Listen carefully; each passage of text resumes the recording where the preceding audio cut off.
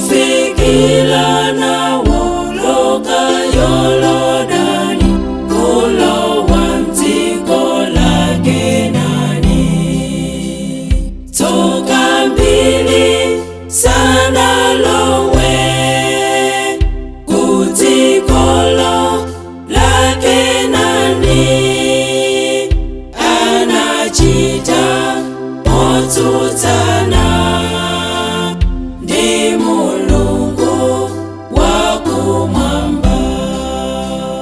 Tsoka mbili sanalowe kudziko la Kenani, anachita motsutsana ndi Mulungu wakumwamba.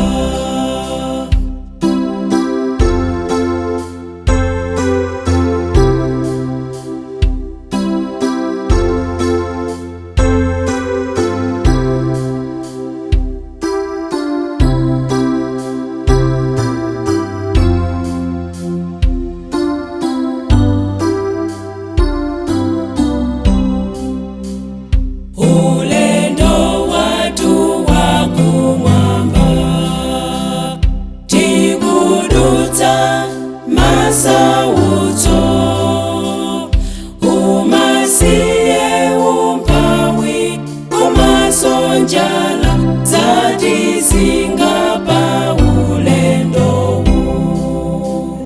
Koma Mulungu analonjeza kuti adzakhala nafe kufikira titawoloka Yolodani.